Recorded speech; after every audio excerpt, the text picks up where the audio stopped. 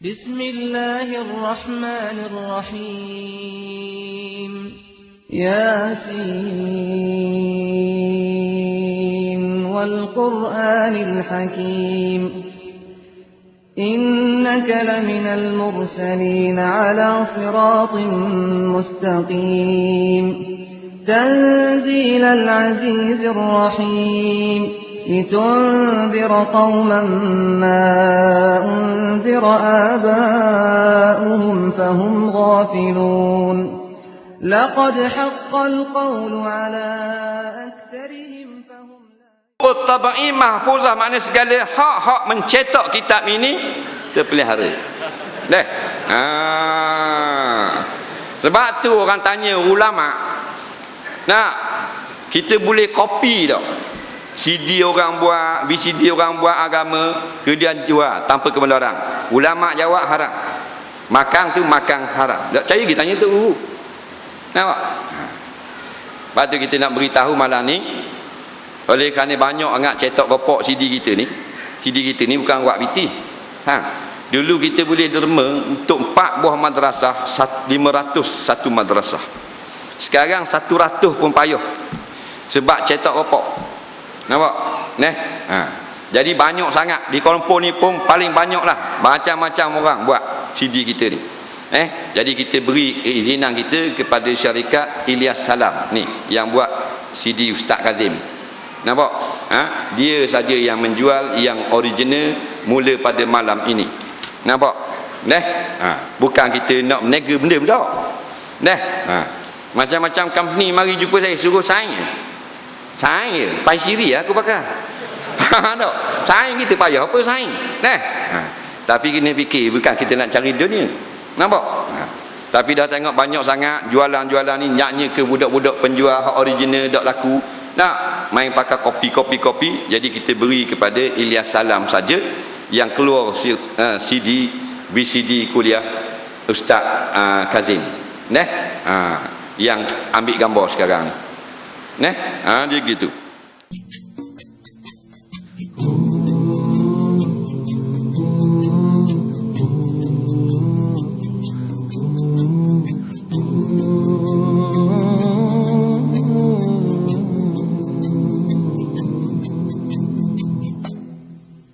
We once had a teacher, the teacher of teachers.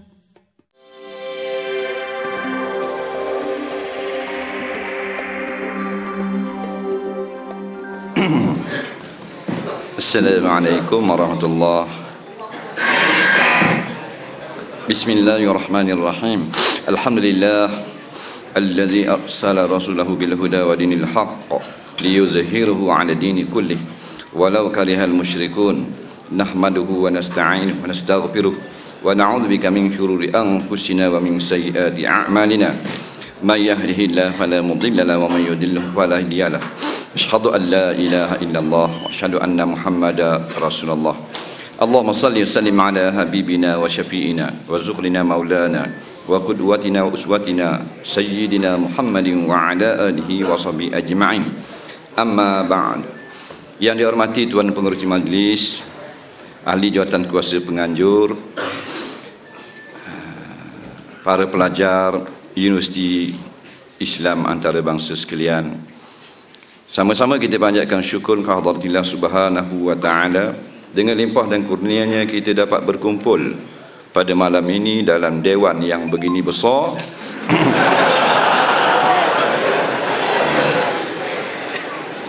Dalam sesi tazkirah.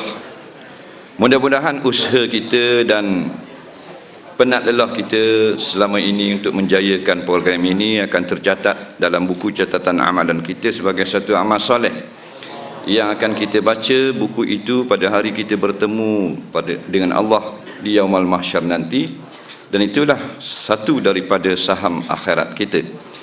Dan susahnya kita pada malam ini sebenarnya akan membangkitkan lagi semangat kita untuk terus berjuang untuk menegakkan agama, untuk menyampaikan dakwah kepada semua umat manusia supaya semua manusia dapat masuk ke dalam syurga Allah Subhanahu wa ta'ala. Jadi program pada malam ini diberi tajuk Ilmu Antara Kerjaya dan Amanah Agama. Hidup kita sekarang berada pada alam dunia, alam syahadah. Kita ada 4 alam. Kata setengah ulama 5 alam. Dulu kita duduk dalam alam rahim. Sebelum itu kita duduk dalam alam arwah. Sekarang kita duduk pada alam syahadah, alam dunia. Nanti kita akan sampai transit yang terakhir, alam akhirat. Setengah ulama dia tafsirkan lagi sebelum alam akhirat bermula dengan alam barzakh. Baik, kita duduk di dalam dunia. Apa dia dunia? Dunia ni apa yang kita ada sekarang. Sama ada kita ada di planet bumi, planet Mushtari, planet apa benda lagi, Pluto, Hadari dan seumpamanya. Sekarang kita berada di alam dunia. Maka duduk di dalam dunia ini atas arahan siapa? Atas arahan Allah Subhanahu Wa Taala. Firman Allah Subhanahu Wa Taala, inni ja'ilun fil ardi khalifah. Sesungguhnya aku akan menjadikan pada dunia, maksudnya di bumi kita sekarang, manusia menjadi khalifah, menjadi pemimpin, iaitu membawa hukum Allah, menegakkan tauhid, membawa agama Allah. Maka sekarang kita bersyukur kita termasuk dalam khalifah tersebut. Di antara tugas khalifah apa yang kita buat pada malam ini, iaitulah untuk menyampaikan ilmu ataupun peringatan kepada manusia semua supaya balik dalam perjalanan balik, jangan lupa kepada akhirat. Kita sebenarnya duduk dalam dunia adalah satu tempat persinggahan, yang di mana dalam dunia ni 2 perkara yang kita kena cari. Yang pertama iaitulah akhirat, yang kedua dunia. Ataupun yang pertama dunia, kedua akhirat. Dua-dua sama-sama. Dalam dunia ni lah kita kena cemerlang pada dua-dua sekali. Sebab tu kata Al-Imam Syafi'i rahimahullahu ta'ala, man arada bid dunya fa'alaihi bil ilmi, wa man arada bil akhirah fa'alaihi bil ilmi. Barang siapa nak cemerlang, terbilang gemilang di dalam dunia, maka dia perlu kepada ilmu. Dan siapa nak cemerlang, terbilang dan gemilang di akhirat nanti, maka dia juga perlu kepada ilmu. Jadi ilmu, pengetahuan adalah satu perkara yang sangat penting dalam kita menjadi hamba Allah. Dan dia merupakan satu alat yang akan membantu kita sampai kepada matlamat, wa ma khalaqtul jinna wal insa illa liya'budun. Firman Allah yang artinya, tidak aku ciptakan jin dan manusia melainkan supaya mereka menjadi hamba-hambaku. Maksudnya menyusahkan diri menjadi hambaku, mengabdikan diri untuk tunduk dan taat kepada perintahku.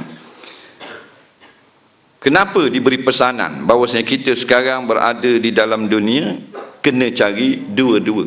Kerana lepas daripada alam dunia, masuklah pula kita alam kematian, alam barzakh, alam akhirat. Siapa yang mati, dia telah bertemu dengan akhirat. Sebab tu dikata al-maut kiamah. Maut itu kiamat. Mati itu kiamat. Faman mata faqad qamat qiyamatuhu. Barang siapa yang telah mati, maka telah berdiri kiamat baginya. Bila mati, tidak lagi ada kesempatan kita untuk mencari kecemerlangan sama ada dunia ataupun akhirat. Masa inilah 2 benda yang kita nak cari. Alhamdulillah, kalau kita muhasabah keadaan diri kita sekarang, duduk dalam nikmat Allah. Apa nikmat Allah? Nikmat yang paling besar, Allah lahirkan kita sebagai orang Islam. Apa kata kalau kita lahir bukan orang Islam? Belum tentu kita akan masuk Islam. Kita lahir dalam keadaan ayah kita bernama Muhammad, nama Abdullah, bernama Abdul Rahman, bernama Mustafa, seorang Islam. Kita sebagai orang Islam, satu nikmat yang sangat besar, nikmat jalal, iaitu lahir dalam keadaan Islam. Maka di mana kesyukuran kita bila Allah lahirkan kita Islam? Tunjukkan kesyukuran kita. Ia ini tanda mengenang budi kita. Kita tolong agama Allah sampai ke titisan darah kita yang terakhir. Kerana besarlah satu nikmat. Belum lagi nikmat iman, belum lagi nikmat mata melihat, telinga mendengar, kaki melangkah, tangan mencapai, nikmat anak, nikmat isteri, nikmat suami, nikmat pekerjaan dan seumpamanya. Islam, kita lahir sebagai Islam. Allahu Rabbi, nikmat yang sangat besar. Lahir Islam tu hebat dah. Sebab tu dia kata orang Islam walau fasik dia ni masuk syurga. Walau fasik minum arak, banyak mana minum? Banyak dalam 30 trailer, masuk syurga dia. Kerana dia orang Islam. Betul tak? Itu satu nikmat besar. Kalau kita nak hitung lain, wa in ta'uddu ni'matallah. Kalau kamu nak hitung, mu nak kalkulator nikmat aku, la tuhsuha, kamu tidak akan berjaya. Kalkulator kamu berasak, kamu tak akan berjaya untuk membilang banyaknya akan nikmat aku. Baru satu, kita dilahirkan dalam keadaan Islam. Mak kita Islam, ayah kita Islam, nak sampai 9 bulan wak pergi ke hospital. Learning lah. Kalau dulu dia wak pergi panggil tok bidang je. Nak beranak hospital ke tok bidang kampung? Tok bidang hospital. Mu tengok.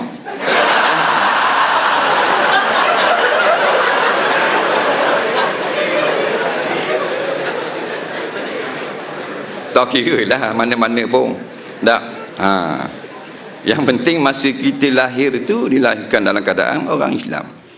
Nak, ni dulu beranak kampung dulu. Ni canggih dah. Nak, mula tahun 90-an kebanyakan lahir di hospital. 80-an ke bawah dulu beranak kampung. Sekarang dia tak benar beranak kampung. Kita tanya Messi doktor, dia kata buat apa dah boleh beranak kampung? Dia kata bahaya tangan untuk bidang kotor dan sebagainya. Doktor bidang makan sirih. Jadi nak sambut baby apa semua. Ni kita cakap dengan doktor. Doktor tu umur dalam 50-an lah. Nak. Akhir-akhir tanya doktor, dah doktor beranak hospital ke bidang? Dia kata saya untuk bidang juga. Ini sebenarnya ilmu, satu pengetahuan dan satu tazkir bahawasanya mu nak beranak kampung ke, nak beranak bandar ke, hospital ke, beranak tepi jalan ke, Allah telah tetapkan apa 1 minit, 1 jam, 1 saat, 1 hari, 1 minggu tidak akan lari daripada ketentuan Allah. Kalau kita kaji-kaji beranak kampung ni tak ada masalah. Mak kita beranak kampung, ayah kita beranak kampung, beranak tok bidang. Cuma tok bidang ni dia skill, dia lambat main. Kalau hospital dia derah. Tengok lambat sikit dia makan ubat. Dia pakai masuk air derah budak tu bik. Benak sikit budak dah pakai pang gitu. Kalau kampung ni dia tengok dak jadi lagi, balik dulu, sabar dulu. Tu. Jadi kita lahir dalam keadaan Islam. Allahu Rabbi, satu nikmat yang sangat besar. Ibu juga satu kelebihan, iaitu melahirkan anak. Satu tazkir, kadang-kadang kita tengok kesusahan melahirkan anak. Adakah saja gitu? Tak. Sebut dalam hadis-hadis pahala isteri atau ibu yang melahirkan anak. Nampak? Ini satu pengetahuan. Pernah tak kita fikir 1 minggu atau 1 bulan atau setahun sekali je betapa susahnya ibu melahirkan kita? Tak. Kadang-kadang tak terfikir kita. Tak terfikir, tak nak fikir, banyak program tak. Jadi tak nak fikir. Dah mati gitu ibu. Benda ni kalau kita kira, kita muhasabah, kita akan jadi satu umat yang cukup kuat. Nampak? Melihat masa lalu. Nampak kesusahan orang-orang dulu. Bukan kata dulu yang 2000 tahun dulu. Dulu tu termasuk ibu kita nak melahirkan kita. Ada beranak kampung, tok bidang mari. Subuh tu sakit nak beranak. Tok lelaki start motor pergi panggil. Tok bidang mari pisau lohor dak beranak juga. Tok bidang kata kena balik dululah. Pasal tok lelaki hamba nak balik dah, nak makan nasi. Hamba mari semula so. Dak. Mari semula so Allah dak beranak. Susahnya mak kita zaman dulu nak beranak ke kita. Dak beranak juga. Siapa ke garik itulah tok bidang beranak. Dah.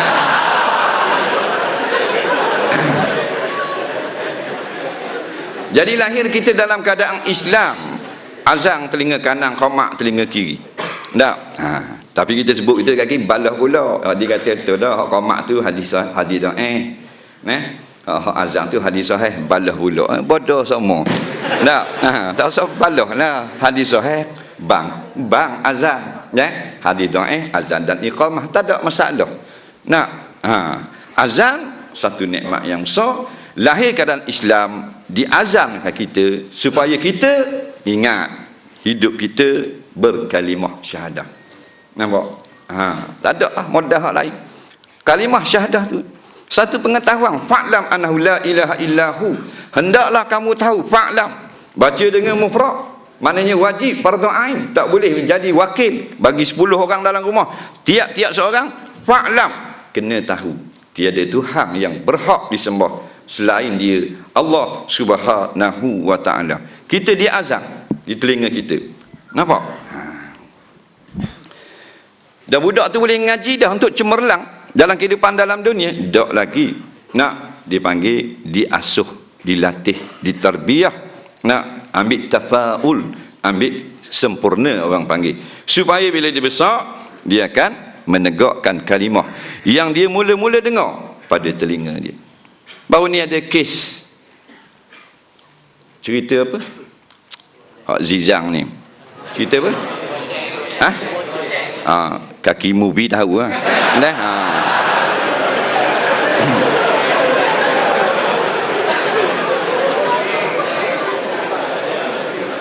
Jadi Zizang ni dia telefon. Dia lama dah dia telefon saya. Dia ambil mana nombor telefon? Ada orang bagi bocor kat dia. Saya nombor telefon ni sebenarnya tak bagi kat orang pasal sibuk sangat-sangat dah. Tak, terlampau sibuk sangat. Tak nak jawab telefon kalau bagi kat orang itu. Jadi dia telefon. Mula-mula dia telefon, bukan kes ni, kes lain. Nak kata Zidang ni bagus juga.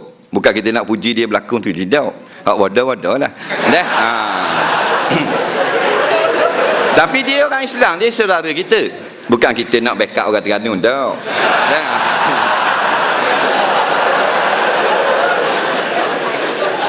Kita nak cerita, nak dengar tak? Jadi kita tengah drive daripada KL ada kat LPT, lembaga pula dah, Lebuh Raya Pantai Timur. Lembaga saja. Dia pun telefon, halo. Halo, kita tengah bawa kereta. Bukan bawa kereta lah, kereta bawa kita. Ini Ustaz Azhar. Ya, saya. Assalamualaikum. Waalaikumsalam. Dan ni siapa? Ni Zizang.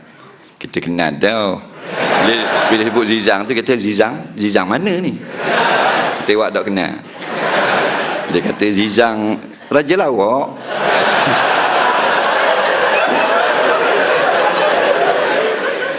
Kata Raja Lawak mana satu ni, saya tak kenal. Kita buat main dia. Dia ingat dia kelah ingat. Raja Lawak lah. Ustaz tak tengok ke TV yang canggah Raja Lawak? Saya tak tengok Raja Lawak, saya tengok YouTube je.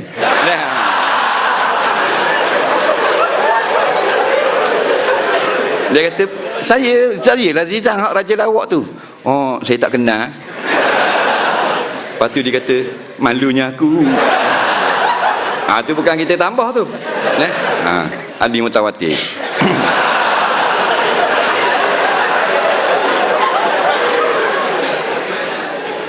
Jadi dia kata, Ustaz, kawan saya ajak buka karaoke. Karaoke tu lah. Nampak? Nyanyi melolong-melolong ramai-ramai tu. Untung dalam 30,000. Tempat ni memang best di KL lah. Tak? Memang best. Dia ajak share. 30,000 keuntungan saja. Allah Rabbi, dengan makan apa semualah, western apa semua, ada karaoke. Jadi ditanya hukum dia macam mana? Boleh? Kalau Ustaz kata boleh, saya buka.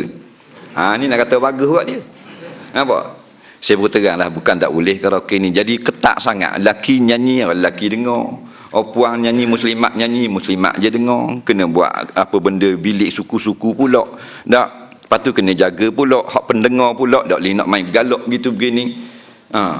Kata tak, kalau dah start kata gua ni, rasa-rasa kata tak sah lah, buat benda lain lah. Nampak?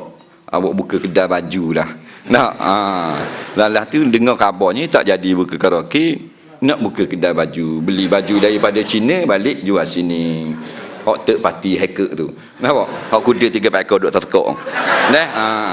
Jadi alhamdulillah. Nampak? Seorang artis, maknanya dia rojok. Bukan kita pakar dah. Kita cuma nasihat saja. Dia nak hak lebih lagi tanya orang alim. Kita bukan orang alim, cicak ayang. Jadi nak khabar itu fenomena. Nampak setengah daripada artis kita. Jadi hak kes ni dia telefon pula. Assalamualaikum, dia bilang, teruk dah saya ni, teruk dah. Berapa pula teruk? Ni lah, ustaz tak tengok cerita Atu Watching. Minggu lepas kata tak tengok Atu Boceng ke Atu apa tak tengok. Kita tak tahu, kita tengok Atu kat 5.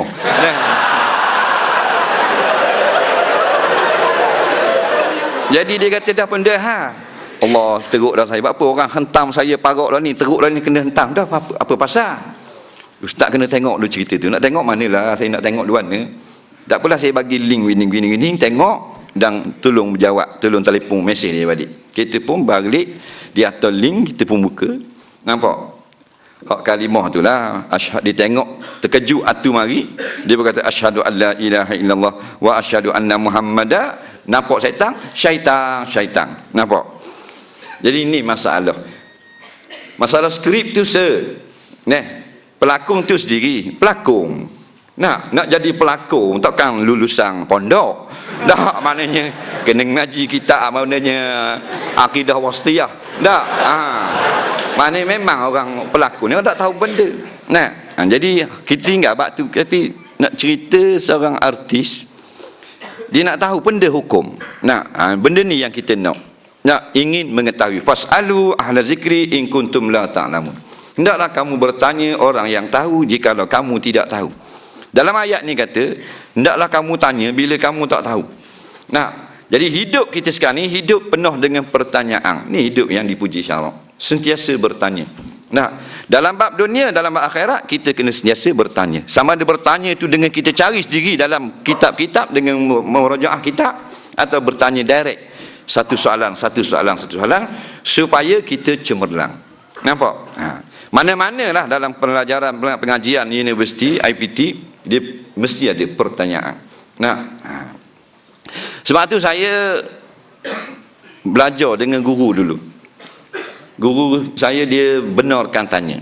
Bila kita dah mengajar dah, kita pun benarkan tanya. Ada ustaz tu dia mengajar, dia tak benarkan tanya. Pelik kok. Dia tak benar tanya, tidak benar sebarang soalan. Jadi kita semua soalan boleh tanya. Tak ada masalah. Ambo pandai benar ustaz. Tak mandai sebab soalan, bukan jawapan. Jadi tak ada masalah. Mu nak tanya bab apa pun, fisiologi ke apa ke, boleh tanya belaka. Belum tentu aku jawab. Jadi bila kita beri ruang bertanya, nampak sebenarnya inilah untuk menghayati firman Allah Taala, fasalu ahla zikri in kuntum la ta'lamun. Hidup sentiasa bertanya. Contoh yang ditunjukkan dalam manaqib ulama, mereka sentiasa bertanya. Sebab tu kita buka ruang. Semua kuliah kita buat 1 jam kuliah, 1 jam pertanyaan. Kalau kuliah tu 1 jam, setengah jam saya baca kitab, setengah jam untuk pertanyaan. Ada orang yang dia pergi 3 bulan pergi dengar kuliah kitab ataupun tazkirah atau ceramah. Kemuskilan dia tidak terbuku. Terlepas. Nampak? Sebab apa? Sebab tidak bertanya. Bab lain, masuk bab lain. Dia masalah waswas mandi junub. Dia pergi ceramah, masalah lain. 3 bulan kuliah, tak ada sebut bab mandi junub, bagi tak terlepas dia. Duk main gitu dalam air, jiru-jiru, astagfirullah, jiru-jiru, astagfirullah. Jadi kita buka ruang untuk bertanya. Jadi saya sebut ni, pada bakal-bakal, nampak? Yang akan keluar daripada sini, daripada UIA ini, kita bawa benda ni. Beri ruang kepada masyarakat untuk mendapatkan kepastian ataupun menjelaskan kemuskilan-kemuskilan mereka. Sebab kita bawa, kita UIA ni Universiti Islam, bukan tadika Islam. Nampak? Tadika Islam lain. Pakai piyah, pakai je Melayu, beres tadika Islam. Pakai sakok, dia buat gitu. Bukan sekolah rendah Islam, bukan sekolah menengah Islam, universiti. Nampak? Bagian atas. Atas dah, top level dah. Jadi kita akan keluar kepada masyarakat, bawa benda macam ni. Tapi ingat, jujur di dalam ilmu. Orang tanya kita, bukan pandangan kita, pandangan ulama-ulama. Sebab tu kalau bawa pandangan kita, tidak jujur pada ilmu, 10 orang ustaz, 10 hukum keluar. Pening orang kampung. Orang kampung hak pening dah, tak dapat wang isang, lagi pula pening.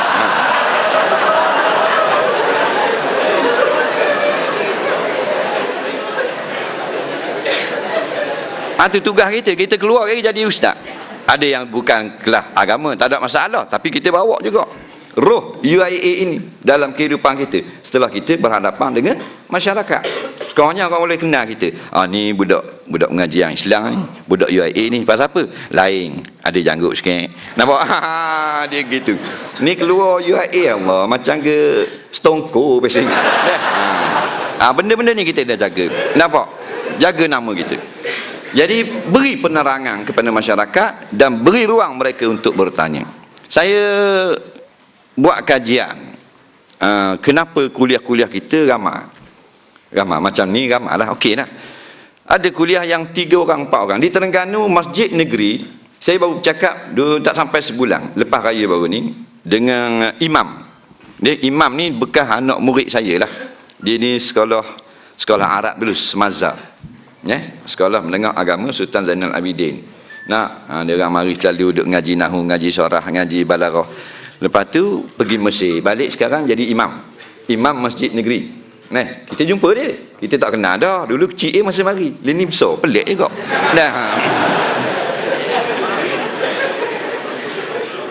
Jadi kita kata macam mana keadaan kuliah? Dia kata menyedihkan. Masjid negeri besar, tapi taklah sebesar yang masjid tapak asal kita mana ni.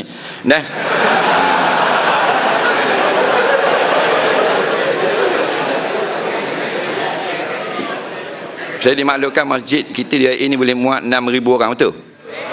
Masjid negeri di Terengganu lebih kurang 4,000 orang. Nampak? Kuliah saya di surau hak paling kecil pun dalam 600-500 orang.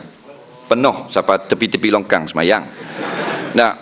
Masjid negeri dia punya kuliah, saya tanya, saya tak mau dengar hak tak ramai, tapi dia cerita juga paling ramai seorang ustaz tu dia popular sikit, iaitu dalam 40 orang.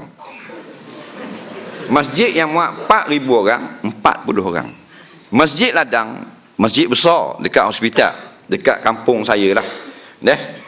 Masjid ladang ni ada 18 tiang sofa ni. Kehadiran 15. Jadi tiang lebih banyak daripada orang. Ini masalah. Jadi kita keluar daripada UIA, benda ni kita kena ingat. Nampak? Kalau ada 5,000 graduate agama, bermakna 5,000 orang ustaz. Biar tak ngajar masjid besar pun, ngajar 2 orang, 3 orang tak apa. Sebab kita khalifah dah. Allah pilih dah. Apa kata kalau kita ngaji konven balik awal kita, kalau kita ngaji tempat-tempat lara, tiba-tiba kita duduk dalam base Islam yang paling hebat atas peta bumi Malaysia, maka bawa lah, tunaikan kesyukuran yang amat sangat pada Allah, teruskan perjuangan. Lepas tu ada orang tanya, kenapa, macam mana ustaz boleh jawab semua soalan? Malam ni kita pecah bor. Semua soalan dia kata boleh jawab, hebat sungguh kata. Dia tak tahu cerita. Jawab memang semua soalan yang diberi saya jawab.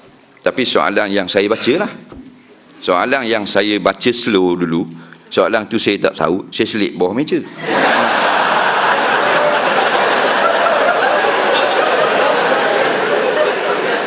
Ini cerita dia. Jadi yang kita boleh jawab, kita jawab. Yang kita tak boleh nak jawab, kita nak tebang buat benda. Nampak? Bala boleh, kita boleh dosa saja je. Jadi kita tak jawab. Hak ni kata wallahu a'lam ni. Nampak? Cuma kurang kata wallahu a'lam. Nampak? Tu cerita dia. Jadi nak cemerlang di dalam dunia, 2 benda kena ada, agama dengan akhirat. Tak bercampur dan tidak berpisah. Tak campur dan tak pisah. Kita ngaji dunia supaya cemerlang dalam dunia. Bila kita ada akademik kita, adab kata kita dapat pekerjaan. Bila ada pekerjaan, kita ada sumber pendapatan. Bila ada sumber pendapatan, kita tak minta dengan orang, tak menupang dengan orang, kenderaan sendiri. Bayangkan orang yang menupang orang, Allah Rabbi. Nampak? Bukan kes semuanya dengan sebab tidak cemerlang, tapi ada kata nak bila kita nak senang dalam kehidupan di dunia, nak semua kullum min indillah, daripada Allah Taala, itu hakikat. Nampak? Hak zahirnya iaitulah kita sendiri kena berusaha untuk cemerlang. Di antara jalan cemerlang pada adab yang diiktiraf oleh ulama-ulama, kita ada ilmu pengetahuan dalam bab dunia, termasuk akademik, dalam bidang sains dan sebagainya. Sebab tu bukan semua orang nak jadi guru agama, bukan semua orang nak jadi faqih, bukan semua orang nak jadi mufti. Kita nak mufti, kita nak pakar hadis, kita nak ustaz, kita nak imam, kita nak al-hafiz, dan kita nak juga arkitek, kita nak jurutera, kita nak doktor, kita nak pilot kapal terbang. Nampak? Semua kita nak. Bagulah satu rumpun masyarakat yang cemerlang. Itu maksud. Jadi nak cemerlang, inilah satu tempat yang dua benda kita kena cari, iaitu dunia dengan akhirat. Ilmu dunia, ilmu akhirat. Tuan-tuan, puan-puan, saudara-saudari, semua telah faham benda ilmu dunia, benda akhirat. Ilmu dunia supaya kita mudah hidup di dalam dunia, ilmu akhirat supaya kita mudah hidup di alam akhirat nanti. Kata ulama dalam bab maksiat sekalipun, kalau nak cemerlang kena ada ilmu. Betul? Tu nak nyanyi, tu nak jadi penyanyi top dalam Malaysia, yang dibayar satu lagu RM10,000. Satu lagu RM10,000.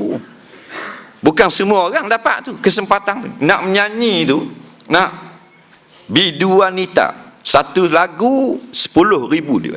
8 lagu RM80,000. Nampak? 40% deposit kena bayar dulu. Adakah dia menyanyi tepi dapur kita dah bayar RM10,000? Tak. Oi, kena mengaji sakang, kena masuk madrasah Fantasia. Nampak? Betul? Ada guru dalam tu, ada guru bahagian vokal, taranum. Faham? Ada guru bahagian tarian, ada guru bahagian bahasa Inggeris dan semua sebutan, pronoun, nahu dia. Nak qiraah dia. Baru tu pun pilih pula. Bukan semua dapat first prize. Berapa orang yang tolak beg naik bas? Faham tak? Berapa tolak beg? Tolak beg tak dapat afandi lebih. Maknanya nak dapat cemerlang dalam maksiat, nak cemerlang dalam derhaka kepada Allah, nak cemerlang dalam buat dosa, kena ada ilmu. Betul tak?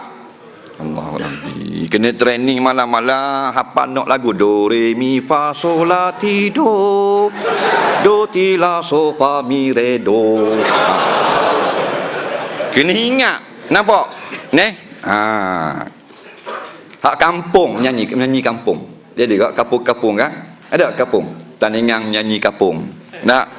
Kalau dekat KL tengok tandingan dalam TV live tu, tempat pertama RM50,000. First prize RM150,000. Hak kampung first prize RM200. Nampak tak? Itu penyanyi kampung. Maksud ilmu dia sikit. Ilmu tentang vokal dia sikit. Ilmu tentang muzik dia sikit. Tu first prize. Yang third prize susu cak teko 3 pok. Nampak? Apa yang membezakan ni penyanyi kampung yang dapat first prize RM300 dengan yang duduk di bandar top level dalam Malaysia dapat RM10,000 satu lagu? Ilmu. Nampak? Ilmu pengetahuan, ilmu tentang muzik. Habis lagu dia kaji, dia buat kajian rhythm and blues, rock, jazz, fusion, macam-macam. Habis duk mengaji supaya dia boleh count long, supaya boleh menyanyi di hadapan khalayak ramai, walaupun derhaka kepada Allah, umpamanya perempuan yang menyanyi, tapi oleh dengan ilmu naik level atas. Penjenayah nak dapat level atas, nak dapat tinggi level, macam gang style. Tahu gang style? Peropok bank pakai senjata style buatan Swiss, Austria punya. Nampak? Dia orang mengaji bab senjata. Nampak? Kalau peluru ni berapa mm, kalau peluru ni berapa mm. Tak mengaji sungguh. Bank macam ni, macam mana kita nak masuk begini. Dia orang pendapatan 300-400 ribu satu bulan. Nah, kena tembak mampu pun tu bab lain kat tu. Nah, dengan penjenayah kapung. Orang curi selipar. Curi selipar, orang jemur kain batik seluar jin curi. Dah jual boleh 3 rial, beli pay kuda gitu lah. Nampak? Dengan ilmu. Hak baru ni tak ingat, kena tangkap. Nah, pindah orang masuk dalam akaun dia daripada luar negara. Seorang daripada Malaysia, 7 daripada luar negara. Oh, cekak ni. Keyboard kata iPad dia iPad tu nampak dia punya akaun orang, dia baca dulu nombor akaun masuk, nak dia pun pindah habis. Berapa dapat dalam masa 2 tahun buat kerja? 300 juta, 200 juta. Apa? Ilmu. Nampak? Ini cemerlang dalam bab jenayah. Nah, jadi nak khabar apatah lagi dalam bab perkara yang dipuji oleh Allah, dalam kehidupan yang diredai oleh Allah, semua berhajat kepada ilmu. Nak jadi tukang seming, tukang mozaik, tukang atap, dia nak jaga sound system, kena ada ilmu. Kalau tak pandai pasal mozaik, kenal mozaik kenal? Bukan Mozart music. Latar tu. Tai lain. Tai yang besar tu sakit mu. Besar tu tai. Nampak tak? Tak kira pasang tai. Dia ada ilmu. Nak buat seming tu, kena ada ilmu. Nak tukang rumah, tak usah kata nak buat rumah, nak buat gok kambing, kena ada ilmu. Tak ada gok. Kandang. Orang panggil kandang. Orang Terengganu panggil gok. Gok tu asalnya bukan kambing, kandang.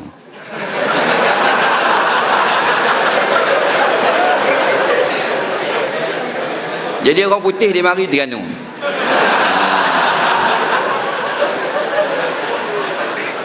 Cerita asal cerita. Jadi dia tengok kambing, nampak, jadi penjajah lah. Dia pun kata, go. Jadi orang Terengganu ni ingat ke goat tu kandang. Jadi dia pun mula start tu orang panggil, ini bukan go, ini kambing, ini go. Jadi go orang kandang. Nampak tak? Jadi balas wakil ni tak sudah.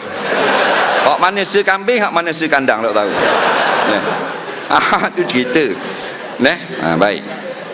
Kita nak cemerlang dalam dunia. Sebab tu dia ada label. Kita gaji kita ada label. Sebab apa dia buat label? Okey, nak jadi office boy, ada SPM. Orang ni dia nak diploma. Orang ni dia nak apa benda degree. Hak ni master, boleh minta kekosongan ni. PhD baru boleh minta kekosongan ni.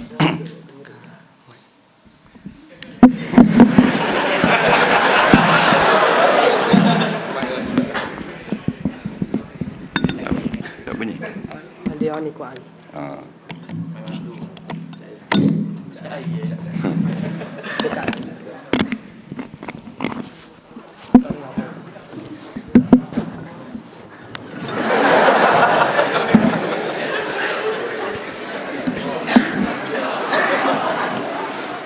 Dalam satu jabatan dia gaji dia tak sama. Pendapatan dia, pengarah, timbalan pengarah, pegawai takbir, sisi, penghani, office boy, jaga, JKK. Ada macam-macam tu. Orang ni gaji 6,000, orang ni 5,000, ni 4,500, ni 3,700, 2,800, 2,200, 1,700, 1,600, 1,800, 1,200, 800.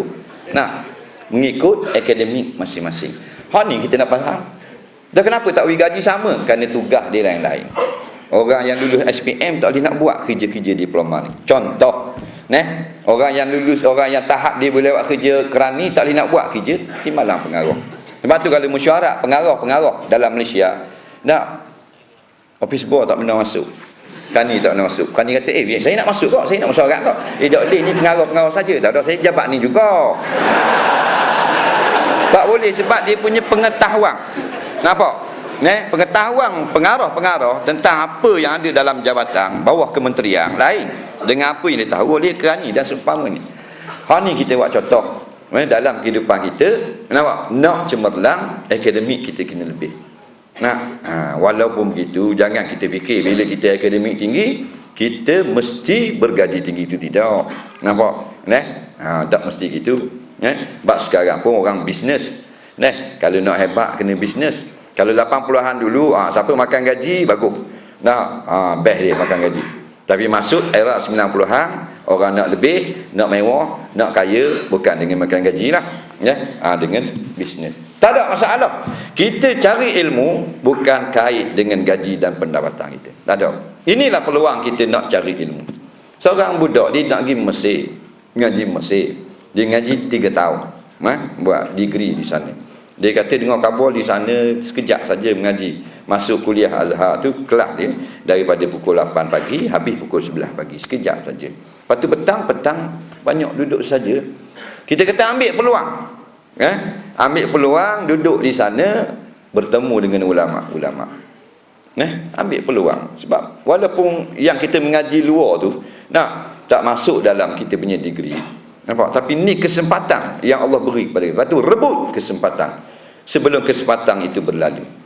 Orang yang telah lepas zaman sekolah, dia rasa rugi masa sekolah tu tak sekolah molek-molek. Dia mesti lagu tu. Orang duduk dalam universiti, habis zaman universiti dia akan rasa ruginya. Aku tak skor paling tinggi dalam universiti. Nampak? Dia kita akan terasa rugi. Seorang guru kita, nama Ustaz Mat Ibrahim. Dia ni dulu mengaji Mesir tahun 70-an, Al-Azhar. Dulu kalau tak lulus, dia rating. Sekarang tak boleh rating dah. Get out. Tak dulu balik. Tak ada orang nak bayar mempunyai yuran. Dia rating. Dia duduk di Kairah 18 tahun. 18 tahun. Dulu dia penterjemah di TV3 untuk rancangan Jejak Rasul. Sekarang tak ada. Penterjemah. Dia ambil kesempatan rating. Dia periksa tak pas rating. Dia mengaji luar dengan Tok Syekh. Dia boleh duduk 18 tahun sehingga dia boleh kenal segala benda dalam bahasa Arab, mengatasi orang Mesir. Dia naik teksi, orang Mesir tak ambil tambang dengan dia bila dia bercakap Amiah Mesir. Orang Malaysia tapi Amiah first grade. Nampak? Tulang-tulang dalam tubuh orang ni dia boleh sebut dalam bahasa Arab, semua tulang. Padahal dia tak mengaji bab tulang pun. Dia ambil kesempatan. Ini benda ni kita nak sebut. Ambil kesempatan. Di mana saja kita duduk, kita mengaji sungguh-sungguh. Kita ambil kesempatan sungguh-sungguh. Sebab kita nak cemerlang dalam dunia dengan akademik kita, dengan pengetahuan kita. Kita pandai tu, pandai ni, maka kita tidak lagi perlu menumpang pada orang lain. Rasulullah kata, sebaik-baik rezeki, sebaik-baik rumah, sebaik-baik keadaan mencukupi. Apa makna cukup? Tak menumpang orang. Tak cemerlang dalam akademik, tak ada ilmu, tak pandai benda. Nak kerja boroh, nak beli rumah, tak mampu. Numpang, duduk rumah ayah lagi, duduk rumah mak lagi. Nak kahwin, nak kahwin, hak comel-comel tak mampu lah, main 13-14 ribu. Nak cari hak cak-cak ayang ni lah. Nampak tak? Bila kahwin, numpang rumah mertua. Masalah numpang. Siapa pernah numpang rumah orang? Pernah hidup numpang? Susah. Susah. Nak buka baju duduk ruang tamu tak boleh rumah orang. Kita duduk rumah sendiri lain, panas buka baju. Duduk rumah orang boleh buka baju. Masuklah bilik. Dalam bilik kalau duduk luar tak boleh. Kena pakai baju. Itu periknya numpang. Dengan sebab sana bila ada peluang untuk belajar, kita tidak cari sungguh-sungguh. Bukan saja ilmu akademik, tapi ilmu kemaran hidup, supaya kita cemerlang dalam mencari rezeki Allah yang banyak di atas muka bumi. Dengan bisnes ke apa ke? Nampak? Panas nak duduk luar, nak okey baju tak? Akan baju, kaji meja cara ada dengan panas. Rumah numpang, rumah tua. Siapa mak bunyilah bila nak nyewa sendiri ni. Perik kat selinga kita dengar. Main mak tua tanya bila nak nyewa. Tu baru panas duduk luar, susah dah. Hak bagian mandi pula. Numpang rumah tua. Natu waswah. Dah jenis waswah ni pukul nak mandi junub, kopak lagi masuk dalam bilik air. Nah, sahaja aku mandi junub menghadap kiblat.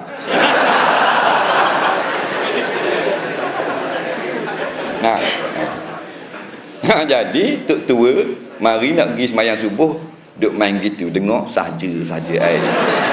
Berat dah menatu aku ni. Nah, mak tok tua kata pukul 4 tadi masuk dah bang. Tak sudah lagi. Ni pukul 6.30. Orang komak dah. Mayang jemaah. Tok bila ada andi lagi. Nampak pasal apa? Pasal natu waswah. Numpang punya pasal Allah sungguh. Nah, akhir 7.15 baru habis mandi. Keluar. Kecut habis tubuh natu kecut. Nampak? Was-was punya pasal. Dah? Ha. Dia pulak.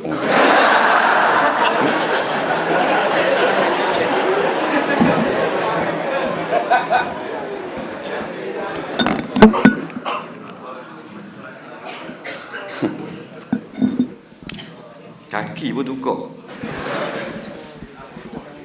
Okey.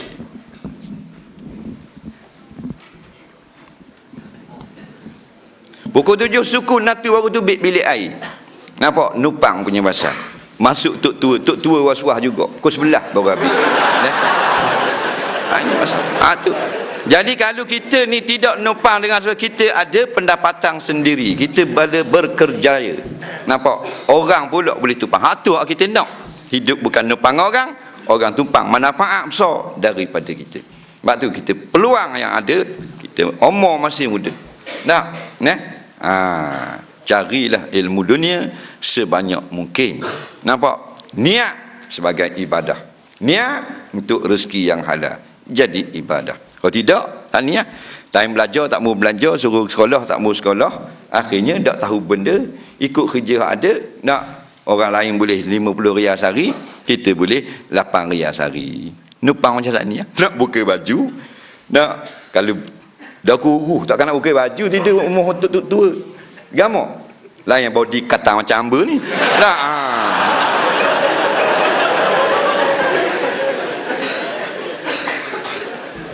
Kita tengok orang-orang pandai-pandai ilmu bisnes. Tapi jangan nipu orang. Nampak? Dia cemerlang dengan sebab dia ada pengetahuan. Ada orang ada modal tapi tak pandai bisnes.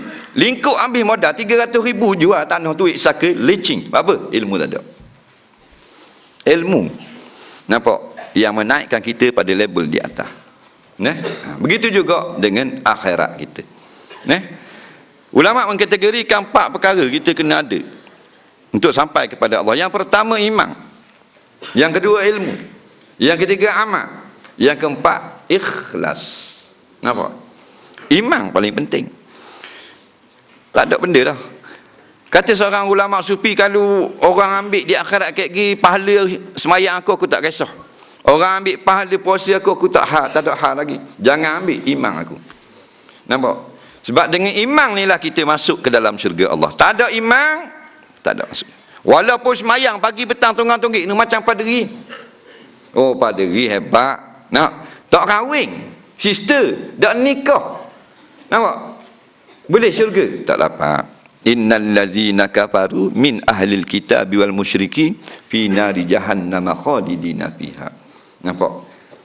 Kafir Yahudi Nasara tak kira hebat lagu mana pun, nampak mu beribadah atau penyembah berhala kekal di dalam api neraka Allah. Kita iman. Iman lah. Dan beriman alhamdulillah. Macam kita khabar pada awal tadi, walau kana fasiqa kata ulama, dakhalal jannah.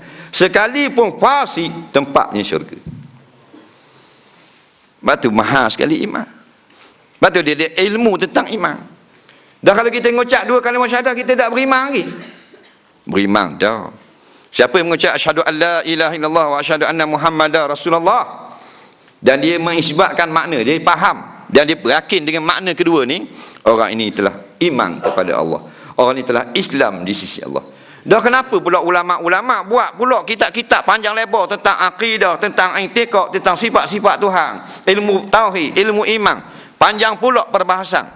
Hak tu bukan nak mengesahkan iman kita. Iman kita sah dengan 2 kalimah syahadah. Dah kenapa kita perlu hadir kuliah-kuliah tauhid, kuliah-kuliah akidah, kuliah i'tiqad, ceramah-ceramah tentang menjaga keimanan. Apa pula tu? Kita tak beriman lagi. Beriman dah. Untuk jaga supaya iman kita tadi terpelihara, itu saja. Nampak? Lepas tu kafir Allah dengan berzinanya, dengan makan khinzirnya, dengan minum araknya, dengan macam-macam hal. Dengan 2 kalimah syahadah dia masuk syurga. Itu hebat kalimah syahadah.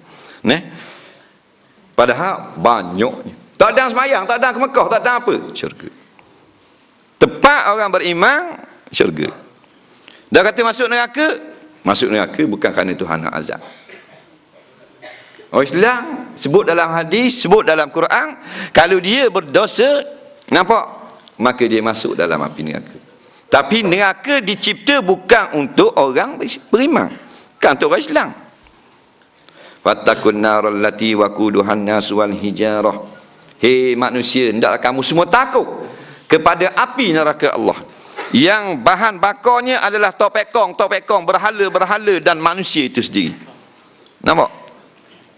Uiddat lil kafirin. Disediakan asal tanda awal cipta neraka, ada matlamat dah untuk kafir je. Dah mana orang Islam masuk dalam neraka? Orang Islam masuk neraka bukan tujuan untuk dimasukkan dalam neraka. Kerana nak ubat buang segala dosa. Bila bersih, masuk dalam syurga. Allah cipta syurga untuk orang beriman, cipta neraka untuk orang kafir. Tapi ada juga orang beriman yang bila dia mati, dia tak dah nak bersihkan diri dia, maka dibersihkan oleh Allah di akhirat nanti dalam api neraka. Bukan dia azab, tapi dibersihkan sahaja. Nampak? Walaupun sebut dengan nama bersih, panah tetap panah. Sebut dalam nama hadis, sebutlah dalam hadis bahawasanya sakit tetap sakit. Tapi jangan pula kita pakar fakta ni, tak apa, kita orang Islam, akhirnya kita masuk syurga juga. Lagu-lagu mana pun kita jahat, kita akan masuk syurga. Ada budak-budak dia cakap gini, bila orang kata cerita bab zina, bab apa, bab tak ada. Kalau kita orang Islam, kita minum arak ke, kita berzina ke apa, kita masuk syurga ke? Kalau kita masuk neraka tak lama, dalam 10,000 tahun je kita masuk.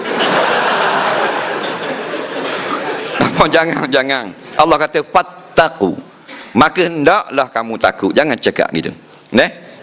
Walaupun kita berzina, minum arak, bunuh anak, berjudi, syak dadah, macam-macam kita buat, takut juga kepada neraka. Kena takut kepada neraka Allah, kerana itu bukan tempat yang layak untuk kita.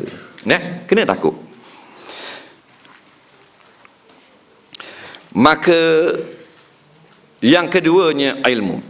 Dengan ilmu, maka jadilah kita seorang hamba yang taat untuk beribadah. Bila kita beribadah tanpa ilmu, kita fahamlah. Ibadah tanpa ilmu. Seorang laki-laki dia semayang, rokok sujud, Assalamualaikum, Waalaikumsalam. Digikan Nabi, Assalamualaikum ya Rasulullah. Nabi jawab, Waalaikumsalam.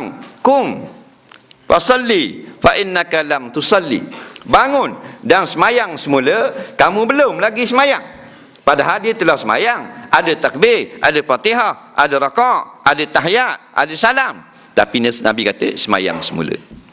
Lepas dia semayang, dia mari lagi. Nabi kata lagi, kum fa in salli, bangun dan semayang semula. Fa innaka lam tusalli, kamu belum lagi semayang. 3 kali Nabi kata kamu belum semayang. Rupa-rupanya meninggalkan tamakninah. Nabi ajar sumarka hatta ma'inna raki'ah. Kemudian kamu dah boleh rokok, dan kamu biarlah rokok itu sampai keadaan kamu tamakninah. Rupanya tak ada tamakninah. Pada mata manusia dia adalah orang yang semayang, tapi pada mata Rasulullah dia belum semayang. Kenapa? Nabi pesan, sallu kama ra'aitumuni usalli. Ini ilmu. Kita tengok Rasulullah, kama ra'aitumu, tak kama alimtumu. Kata ulama-ulama yang tafsirkan hadis. Sahabat pakai asal ayat kama ra'aitumuni, kama sebenarnya yang kamu lihat aku semayang. Sahabat dia dang dengan Rasulullah. Kita dang, tak dang. Kita dang kitab-kitab hadis yang dibicarakan oleh ulama-ulama, sanad sampai Rasulullah, maka kita tak lihat sebagaimana yang kita tahu. Nampak? Ilmu penting. Itu baru dalam bab semayang. Dan kalau semayang itu tidak sah, semayang tak jadi. Nabi kata fa innaka, maka sesungguhnya. Nabi tak kata anta, Nabi kata fa innaka, maka sesungguhnya kamu belum lagi semayang. Bila belum semayang, Allah Rabbi, tak tercatat sebagai orang yang semayang. Itu baru bab semayang. Dalam bab taharah, tak faham dalam bab taharah. Nah, tak faham dalam bab taharah. Basuh kaki tak sah wuduk. Seorang laki-laki dia mari tanpa ilmu. Nah, dia mari ambil wuduk. Dia pun sampai time basuh kaki dia tak gonyoh. Dia jiruh ke belakang, jiruh gitu. Nabi kata wailul lil aqabi minan nar. Celaka dua tumit dalam api neraka. Sebab tu Rasulullah ada kala dia kerah, ada kala dia lembut. Nampak? Dengan orang-orang yang jauh, orang kampung, orang darat, orang dusun yang jarang datang dengan majlis Rasulullah, Nabi tegur dengan lembut. Sahabat yang sentiasa ada pada majlis Nabi, Nabi tegur dengan kerah. Wailul, celaka, aqab, dua tumit, innar, dalam api neraka. Mana tumit celaka ni, ambil wuduk dak rata ni, celaka punya tumit masuk neraka. Kerah. Kerah kalau ni kalau dia tegur gitu beromah hanya mana. Tak. Sebab tu Rasulullah dia ada time kerah, dia ada time lembut. Dua sifat dia ada, sifat Nabi Harun, sifat Nabi Musa. Kita dak kalau kerah, oh kerah ustaz ni. Dak kerah, hukum. Suara tu kuat, hukum sama. Betul tak? Hukum tu sama, jangan hukum kerah. Hukum kerah tak boleh. Allah kata faqta'u aydiyahuma, hukum hudud. As-sariqu was-sariqatu faqta'u aydiyahuma. Pencuri laki-laki, pencuri perempuan, maka hendaklah kamu hei kerajaan, memotong tangan keduanya. Kerajaan tadi buka kitab tafsir faqta'u tu. Marji' domain tu jamak tu. Bukan individu tu, pihak yang berkuasa. Kita boleh potong. Kita potong kuku boleh faqta'u aydiyahuma. Nampak? Jadi kalau kita mengajar menyampaikan pada umat, kita sebut potong tangan keduanya, kita tak boleh kata kerah atau lembut. Nada je kerah.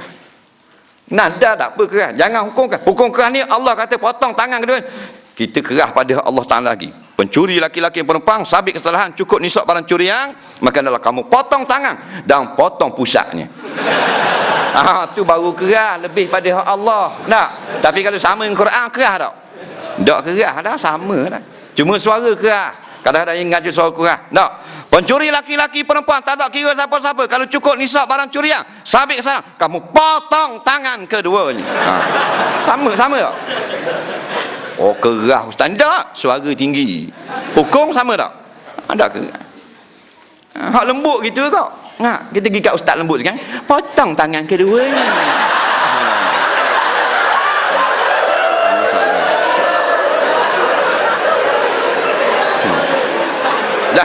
Jadi sama saja. Jangan kita ekstrim. Jangan kita ekstrim. Ekstrim ni benda melampau ganah. Tak ada ekstrim. Kalau kita khabar apa yang tepat sebagaimana ada dalam hadis, di dalam Quran, dalam kitab ulama, bukan ekstrim. Ekstrim ni over, lebih daripada apa yang telah ditetapkan oleh syarak. Itu baru ekstrim. Kita ucapan ekstrim tak apa. Tak apa ekstrim. Nampak? Minggu lepas kuliah di mana Puchong Perdana. Oh besar masjid. Nampak? Tapi penuh kok orang. Alhamdulillah. Tahniah bagi warga KL. Seluruh Semenanjung ni kuliah di Lembah Kelang paling ramai orang. Nampak? Saya diberitakan dalam 8,000 di Puchong Perdana. Orang-orang muda paling ramai, 70%. Di Shah Alam hari itu saya dimaklumkan oleh AJK Shah Alam 24,000 orang. Alhamdulillah. Bila dia mari dengar pentingnya belajar, pentingnya ilmu, pentingnya agama, lepas tu bertebaranglah, cari sendirilah. Untuk teruskan kuliah tiap-tiap malam. Kita buka minda je. Jadi di Puchong Perdana ni kita tak pernah dengar lagi MC, pengerusi majlis, yang begitu lantang. Rupa-rupanya dia ni adalah apa dia? MC terbaik seluruh, nazir terbaik seluruh Selangor dan wilayah Persekutuan. Nampak? Oh hebat dia cakap. Nampak? Pada malam ini kita akan dapat mendengar Allah. Itu pening.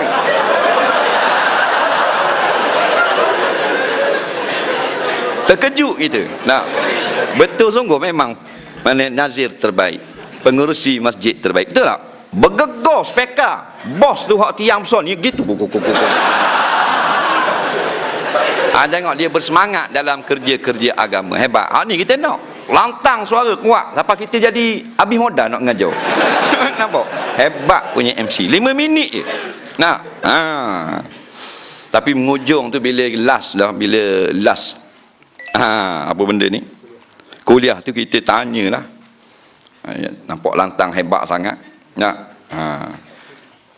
Ada tak orang laki-laki ni yang bercita-cita nak berpoligami? Nampak? Masing-masing tunduk. Orang lantang tadi pun tak buncol je.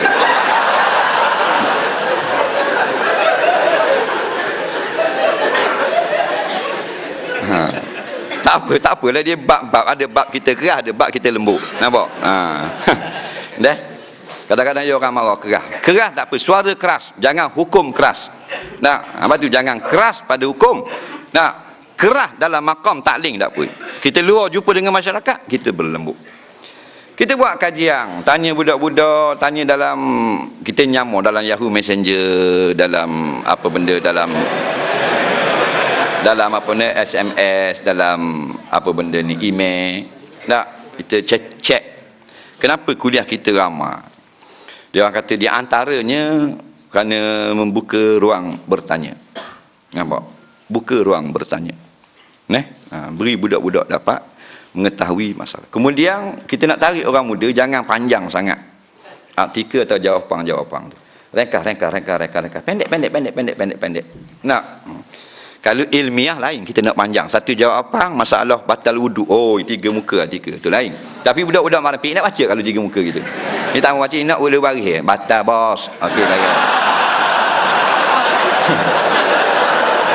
Betul tak? Ni masalah. Benda-benda ni kita kena bawa. Jangan kita kadang-kadang terlampau over sangat. Tak? Panjang lebar cerita ni, budak-budak pun bengong. Apa benda bengong. Jadi yang ketiga lepas pada ilmu, iaitulah amal. Ini yang kita bimbang. 4 soalan. Yang pertama tanya tentang umur. Hadis yang saya baca semalam. Nabi kata la tazallu qadama ibni adam yaumil qiyamah indallah hatta yus'ala an arba'. Tidak akan dapat bergerak 2 tapak kaki manusia di akhirat nanti di hadapan Allah setelah dia ditanya dengan 4 soalan. Soalan pertama, umur kita berapa? Yang kedua, masa muda bagi ke mana? Yang ketiga, harta kita ambil ke mana? Daripada mana kita dapat, ke mana kita belanja? Yang keempat, apa yang kita amal, apa yang kita tahu, kita mengaji, kita amal tak? Nampak? Ni yang kita bimbang. Nampak? Hak ni yang Imam Syafi'i rahimahullah ta'ala, Imam Hanbali rahimahullah ta'ala menangis. Satu hari Imam Hanbali dia beritahu kepada anak dia, siap-siap kemaskan rumah. Kemaskan rumah. Sebab apa kemas rumah? Kerana guru saya nak datang bermalam. Siapa guru? Imam Syafi'i rahimahullah ta'ala daripada Mesir akan singgah di Baghdad. Imam Hanbali duduk di Baghdad, anak murid dia. Nampak? Kamu akan tengok orang yang paling hebat atas muka bumi. Anak dia pun kemas-kemas rumah. Datang Imam Syafi'i, tidur rumah dia 3 malam. Nampak? Pada malam ditulis kitab. Rumah orang dia bawa kertas tulis kitab. Dan ada satu masa tu dia menangis. Dia menangis. Anak Imam Hanbali ni sekodeng. Dia tengok kolobang. Apa pula nangis apa semua. Dia beritahu kepada ayah dia Imam Hanbali. Guru Imam Syafi'i, dia suka, dia berzikir, dia semayang, dia tidur sekejap, dia bangun, dia menangis. Jadi Imam Hanbali tanya, kenapa tuan menangis? Sebab kita banyak dah ilmu, banyak guru dah. Allah akan tanya kita, adakah kita amal dengan apa yang kita telah belajar? Imam Syafi'i ni jenis hati nipis. Nampak? Dia mudah menangis. Macam kita hati mampu. Tak jadi apa. Tengok cerita keling baru menangis. Kalau nak kenang ilmu kita banyak, amal sedikit, kita tak menangis. Kerasnya hati kita. Tu lah. Ni yang kita bimbang. Nampak? Menangis. Dia takut sangat. Allah tanya kayak gini. Muhammad dah ilmu yang mutu. Mu hebat sangat ni, buat kitab, buat buku, buat apa, Muhammad tak? Hak ni kita kena berfikir selang hari. Supaya kita rasa bertanggungjawab dengan ilmu yang telah kita pelajari. Nampak? Jangan sedak, tak tahu pahwana. Kehidupan kita sama dengan orang yang tidak ada ilmu, padahal kita berbeza. Qul hal yastawil ladzina ya'lamun wal ladzina la ya'lamun. Katakanlah, adakah sama orang atau kehidupan orang yang ada ilmu dengan orang tak ada ilmu? Patut tak sama. La yastawun. Tak sama. Tapi jangan kita bagi sama. Hayati maksud ayat Quran ni. Biar ada beza. Biar ada beza. Ni kadang-kadang sama. Hak dia buat, kita buat juga. Nampak? Kemudian ikhlas, hak terakhir sekali. Adakah kita ikhlas sekarang? Kita cemerlang dah dalam akademik, cemerlang dalam akhirat, dengan ibadah kita, dengan zikir kita, dengan perjuangan kita, dengan tasbih kita, dengan tarekat kita, dengan menulis kitab kita, buat buku, buat artikel dan sebagainya. Ikhlas tak? Ikhlas makna lepas daripada segala, semua lillahi rabbil alamin. Kalau ada pak ni, siapa kepada Allah, selamat dunia wal akhirah. Nampak? Kehidupan kita perjuangan bukan nak huduk je. Perjuangan ni, kawan-kawan kita sekeliling kita mengaji agama, adik-adik kita berapa orang tak hera agama, pak saudara kita berapa orang tak hera kuliah agama di kampung dia. Ini sekarang perjuangan kita duduk di IAA, kita mantapkan ilmu kita. Bila kita keluar, kita kembangkan ilmu sebagai khalifah. Kena ingat, walaupun kita tak kerja sebagai ustaz, tapi aku lepasang UAE nak sapa juga agama, walaupun dengan pesanan satu ayat, masuk waktu semayang, jangan tinggal semayang. Nampak? Dakwah siapa saja yang kita sempat, orang kafir, orang Islam, orang fasik, orang jahat, kawan kita, mak kita, adik kita. Ingat, bangun pagi hari ni aku nak dakwah. Dakwah tak mesti pakai serban, dakwah tak mesti pakai jubah. Ada orang dia salah faham, dia ingat pakaian ni pakaian dakwah. Dia kata tadi ada orang cari mu tak ada di rumah. Kita kata orang macam mana dia pakai dakwah gitu. Dakwah bukan pakaian, dakwah perbuatan. Kita ajak manusia kepada benda yang baik. Nampak? Walaupun pakai dengri 501, nampak? Pakai baju apa, baju t-shirt ke, baju kemeja ke, baju country ke, tak ada masalah. Ajak manusia kepada benda-benda yang baik. Dakwah namanya. Ad-dalul al-khairi kafa'ilihi. Dan bila kita seru manusia kepada yang baik, pahala kita sama dengan kita berbuat. Walaupun ulama kata kita tak pergi benda yang baik tu, dapat juga pahala. Contoh, kita beritahu pada orang malam ni di UIA ada ceramah, ada tazkirah, ada tafakuh fid din. Dan seumpamanya malam ni di masjid ada ni. Pergilah. Maka 10 orang pergi dengan sebab kita khabar, kita beritahu. Nabi kata kafa'ilihi. Kita ni macam buat. Macam kita yang pergi, pahalanya sama banyak. Walaupun kita tak pergi kuliah nak tu. Kita pergi main snooker. Tapi 10 orang yang kita suruh dia telah ada di kuliah, 10 orang tu kita dapat pahala. Faham tak? Kita tak pergi, kita duduk atas meja snooker, duduk uting bola ping 6 mata. Faham tak? Ini contoh. Tapi adakah kita dakwah, kita nak pergi pak-pak gitu? Taklah maksudnya. Tu luasnya rahmat Allah Subhanahu wa ta'ala. Keluar dalam TV orang tak pakai tudung, kita dakwah anak kita. Dik, ni orang tak pakai tudung, dalam hadis kata tak pakai tudung, cerita Islam merah, kena bakar rambut dia gigi. Nampak? Ajar anak kita baru umur 4 tahun. Jadi bila kita ajar gitu, lain kali dia pun keluar dalam TV. Kita duduk dapur, duduk koyoknya. Anak kita tengok dalam TV, mak ni hak cerita Islam merah ni kena bakar, ada pula. Kita pun tengok, tak akan tudung. Tu dakwah, biar dia kenal. Ni dah ada TV, dia tengok. Habis dengan Tok Nyang, apa, pada tengok drama.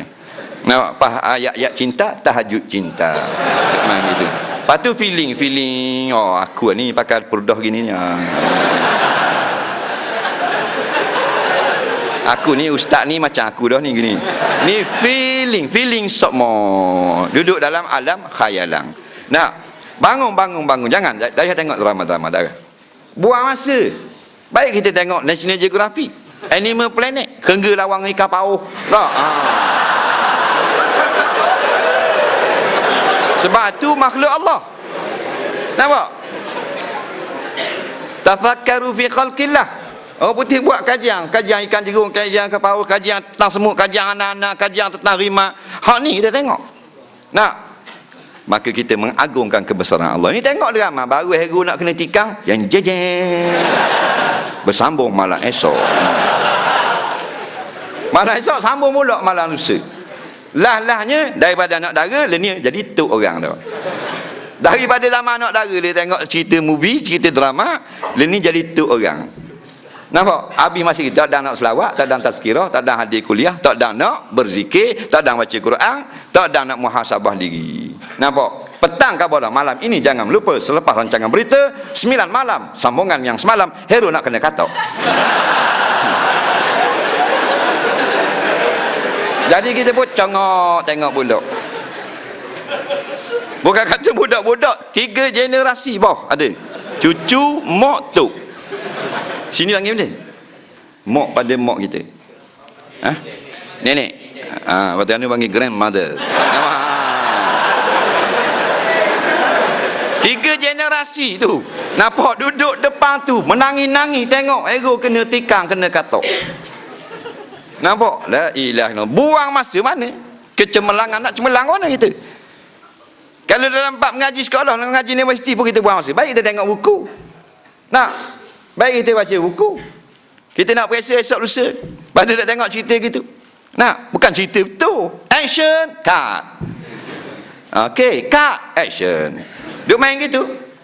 Atur. Action, cut.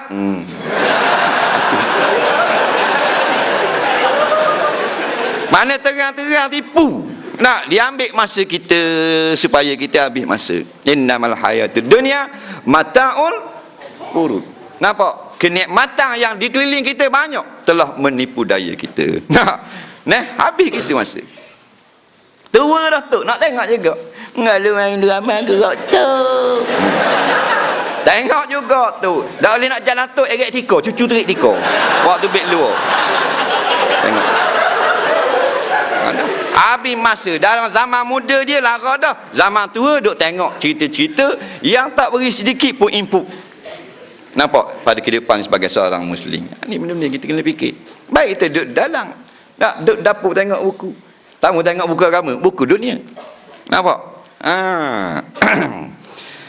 Empat ini insya-Allah daripada iman dengan ilmu, kita amal apa yang kita ada dan ikhlas. Jangan kerana sesuatu. Nah, bab ikhlas ni jangan kita lebih pula, jangan ekstrim. Tengah-tengah orang tu kata kalau imam tu ada gaji tak sah ikut. Ni ekstrim. Ulama kata sah, boleh jadi imam, tak ada masalah. Ni baru ekstrim. Kita pandai-pandai lebih sangat, obor sangat, tak sah. Tu bila kalau azan ada gaji kerajaan bagi, tak sah. Ni ekstrim. Nampak? Dan kan tak ada masalah, harus disyarak. Yang fatwanya ulama-ulama. Di antaranya Sayyidina Uthman bin Affan radhiyallahu anhu. Nak menantu Nabi, fatwa. Nak pada zaman jadi khalifah harus imam, mufti, bilal, ustaz ambil gaji. Tak ada masalah. Tapi biar lillahi rabbil alamin. Tapi kita tahu tak dia kerana lillah apa ataupun lid dunia? Kita tahu tak? Tak tahu. Bila tak tahu, husnuzan zanni. Ini perjuangan hidup yang berlaku dalam kitaran hidup kita. Kadang-kadang kita su'uzzanni. Nampak? Tengok orang mengajar dapat duit, ambil duit tu, tak ikhlas tu ambil duit. Padahal Imam Hanafi orang beri duit dia 10,000, dia ambil. Khalifah berkenang dengar sedak dia mengajar, bagi 10,000, dia ambil. Muarak pada Imam Hanafi. Nampak? Ini masalah, jangan over. Dan kalau dia tidak ikhlas, serah pada Allah. Fa amruhu ilallah, serah kepada Allah. Bukan disebut pun. Lainlah disebut atau ditulis belakang tu persatuan imam-imam kerana gaji, bukan kerana Allah. Tulis atas belakang tu lain. Tak? Jadi bab kita ni sangka baik dengan orang dan kita jaga diri kita, jangan ada benda-benda yang kotor seperti ini. Nampak? Insya-Allah. Jadi kita telah berlalu 1 jam, kita ada 1 jam ataupun 40 minit lagi insya-Allah untuk menjawab kemuskilan yang kita nak jawab sahaja.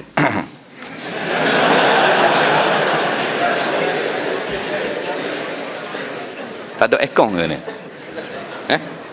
Tak ada? Ramah sangat. Biar sekejap je. Balik lagi buka baju kan.